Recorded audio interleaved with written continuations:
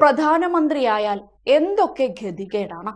രാമക്ഷേത്രം പണിയണം, വ്രതമെടുക്കണം, കടലിൽ മുങ്ങി പ്രാർത്ഥിക്കണം, എന്തൊക്കെ ബുദ്ധിമുട്ടാണുള്ളത്.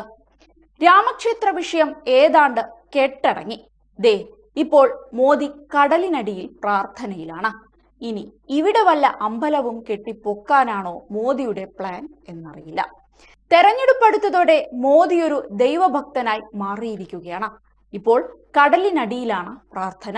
ഗുജറാത്തിലെ ദ്വാരക ക്ഷേത്ര സന്ദർശനത്തിന്റെ ഭാഗമായാണ് കടലിൽ മുങ്ങി പ്രാർത്ഥന നടത്തിയിരിക്കുന്നത്. ഹിന്ദു പുരാണവുമായി അടുത്ത ബന്ധമുള്ള തീർത്ഥാടന കേന്ദ്രമാണ് ദ്വാരക. കൃഷ്ണന്റെ മരണത്തോടെ ദ്വാരക കടലെടുത്തു പോയതായി പുരാണങ്ങളിൽ പറയുന്നുണ്ട്. അറബിക്കടലിൽ മുങ്ങിപ്പോയ ഈ നഗരം സ്ഥിതി ചെയ്തിരുന്നതായി പറയപ്പെടുന്ന സ്ഥലത്താണ് കടലിൽ മുങ്ങി പ്രധാനമന്ത്രി പ്രാർത്ഥന നടത്തിയിരിക്കുന്നത്. ഇതിന്റെ ചിത്രങ്ങളടക്കം സോഷ്യൽ മീഡിയയിൽ പ്രധാനമന്ത്രിയുടെ ഓഫീസ് തന്നെ പങ്കുവച്ചിട്ടുമുണ്ട്.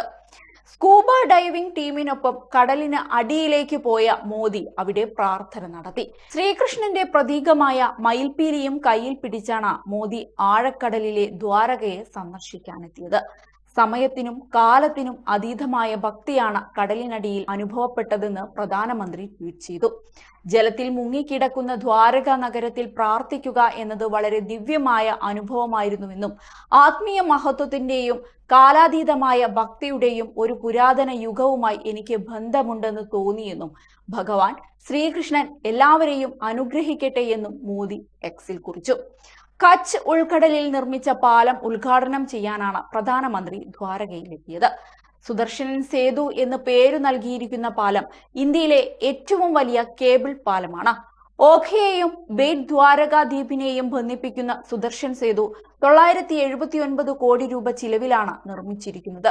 2017 ഒക്ടോബറിലാണ് 2.3 കിലോമീറ്റർ നീളമുള്ള പാലത്തിന്റെ തറക്കല്ലിട്ടത്. 4 വരിപ്പാതയുള്ള 27.20 മീറ്റർ വീതിയുള്ള പാലത്തിന് ഇരുവശങ്ങളിലും 2.50 മീറ്റർ വീതിയുള്ള നടപ്പാതകളാണുള്ളത്. ഭഗവത്ഗീതയിലെ ശ്ലോകങ്ങളാൽ അലങ്കരിച്ച ഒരു കാൽപാതയും ഇരുവശങ്ങളിലും ശ്രീകൃഷ്ണന്റെ ചിത്രങ്ങളും ഉൾക്കൊള്ളുന്ന സവിശേഷമായ രൂപകൽപ്പനയാണ് സുദർശൻ സേതുവിന്റെ ആകർഷണം. അതേസമയം പ്രശസ്തമായ ദ്വാരകാധീശ ക്ഷേത്രത്തിലും മോദി ദർശനം നടത്തിയിരുന്നു. ക്ഷേത്രത്തിലെ പൂജാരിമാർ ശ്രീകൃഷ്ണന്റെ വിഗ്രഹവും പ്രധാനമന്ത്രിക്ക് സമ്മാനമായി നൽകി. ഏതായാലും പ്രാർത്ഥനയും പ്രതിഷ്ഠയുമൊക്കെയായി ഹിന്ദുത്വം മാത്രം പഴറ്റി ജനങ്ങളെ കയ്യിലെടുക്കുകയാണ് മോദിയുടെ പ്രധാന പ്ലാൻ.